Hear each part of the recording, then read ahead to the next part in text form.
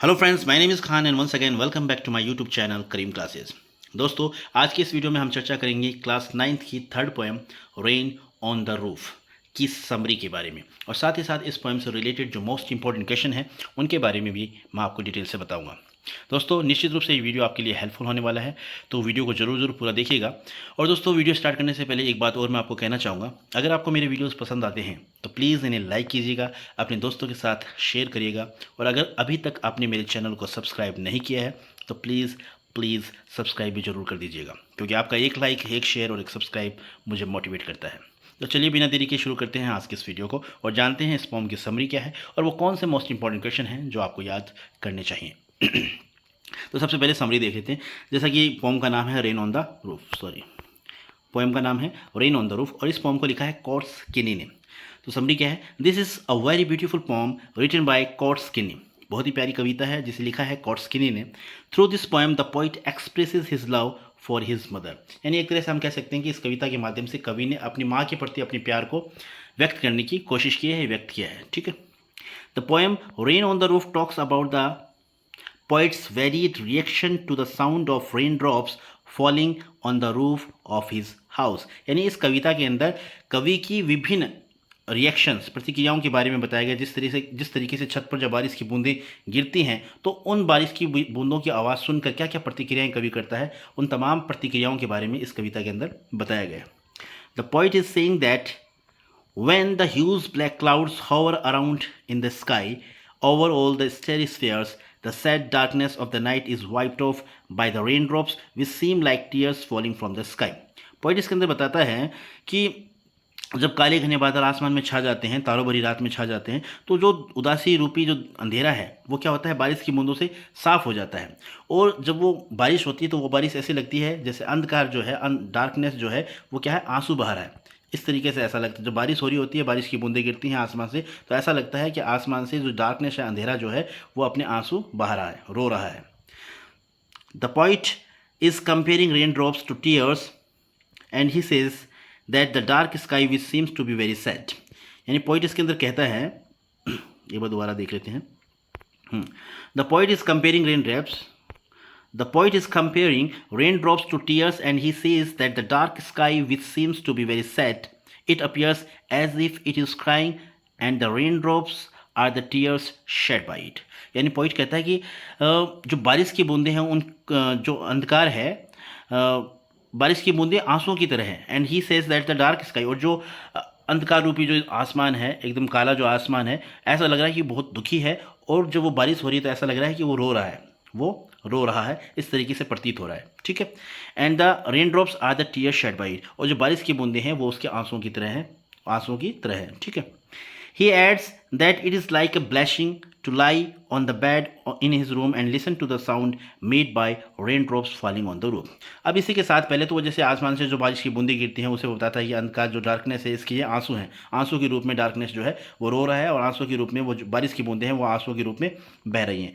और दूसरी बात जो दूसरी कल्पना करता है वो क्या कहता है, he adds that it is like a blessing to lie on the bed in his room and listen to the sound made by raindrops falling on the roof. और वो कहता है कि जब बारिश हो रही है, बारिश की बूंदों की आवाज़ सुनते हुए अपने कमरे में सोना वो अपने आप में एक परम आनंद है। तो इसको परम आनंद, कवि को जो है परम आनंद की अनुभूति हो रही है। यानी वो अपने कमरे में सोया हुआ है और बारिश की बूंदों से जो आवाज़ हो रही है उस आवाज़ को वो सुन रहा है।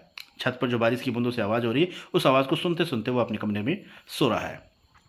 The poet is expressing his feelings when he hears the rain drops falling on the roof top of his house. यानी इस पोम के अंदर पोइट जो है वो अपनी भावनाओं को व्यक्त कर रहा है। कौन सी भावनाओं को? जब घर की छत के ऊपर बारिश की बूंदें गिरती हैं और उनसे जो आवाज़ होती है तो वो उन आवाज़ को सुनते हुए क्या फीलिंग्स उसकी होती हैं, उन फीलिंग्स को कवि इस पोम के अंदर एक्सप्रेस कर रहा है। He says that every tinkle on the shingles has an echo in the heart। Poet कहता है कि हर जो बूंद से जो आवाज़ क्रिएट होती है वो आवाज़ जो है उसके हृदय में एक गूंज पैदा कर रही है।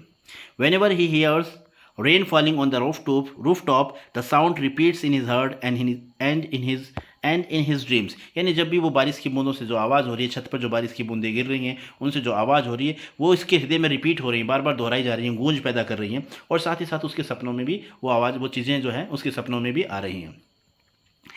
अब नेक्स्ट पैराग्राफ में क्या है वो देख लेते हैं।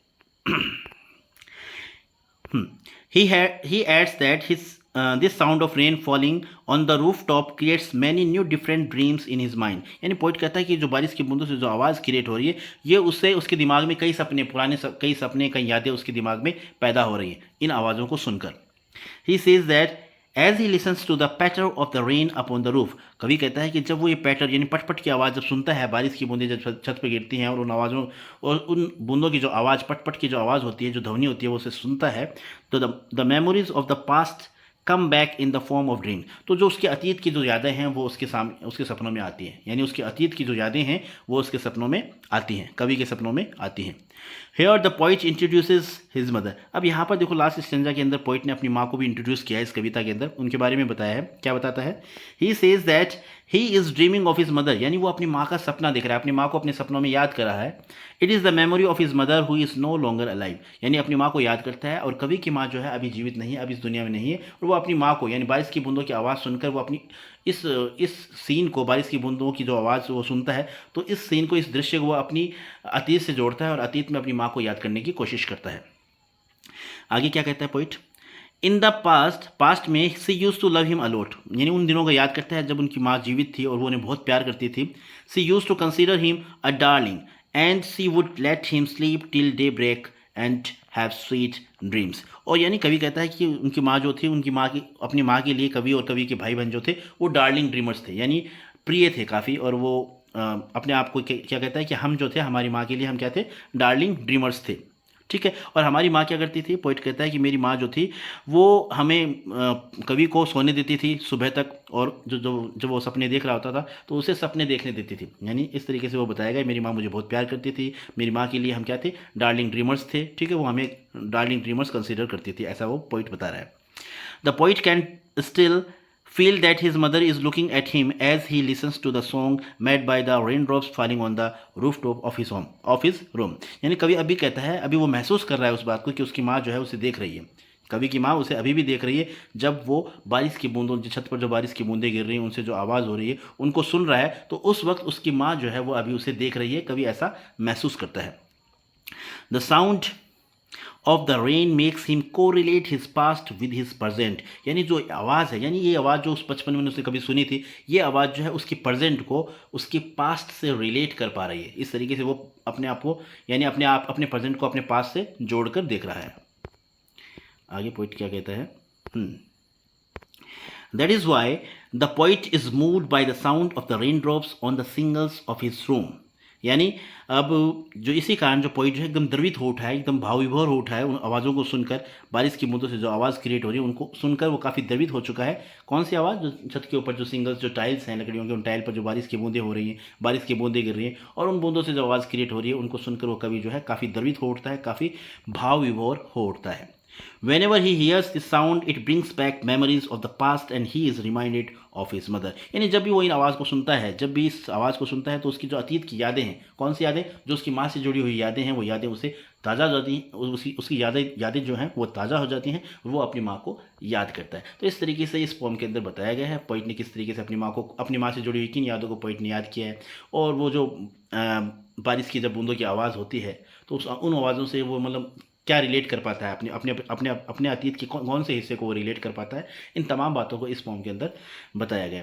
तो ये थी छोटी सी समरी, और मैं उम्मीद करूंगा कि समरी आपको अच्छी तरीके से समझ में आ गई होगी, और आपको रिकमेंड करना भी चाहूँगा कि आप इस समरी को अच्छी तरीके से याद कर लीजिएगा। ठीक है, अब बात कर लेते हैं इस पोइम से रिलेटेड मोस्ट इंपॉर्टेंट क्वेश्चंस की। और दोस्तों मैं आपको कहना चाहूँगा 5 क्वेश्चन मैंने सेलेक्ट किए हैं इस पोइम से, और इंपॉर्टेंट हैं, आप इनको अच्छी तरीके से याद कर लीजिएगा। निश्चित रूप से अगर एग्जाम में इस चैप्टर से, इस पोइम से रिलेटेड कोई भी क्वेश्चन पूछा जाता है, तो आप इजीली उस क्वेश्चन का आंसर कर पाएंगे इस वीडियो की बेस पर। ठीक है, तो देख लेते हैं कौन कौन से वो क्वेश्चन हैं।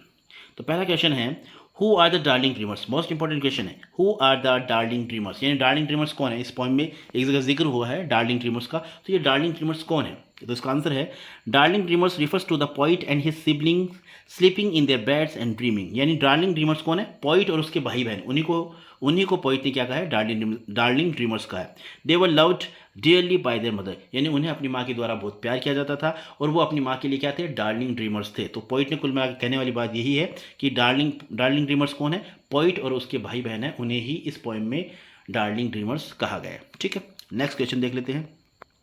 Why did the poet's mother pay a visit to the poet and his siblings bed chamber, यानी पोइट की जो माँ है वो पोइट कवि और कवि के भाई बहन के जो कमरों में क्यों गई थी, क्यों विजिट करती थी, क्यों जाती थी। तो आंसर हो जाएगा being a fond mother. Being a fond mother, थोड़ा सा स्पेलिंग मिस्टेक हो गई है, MOTHER।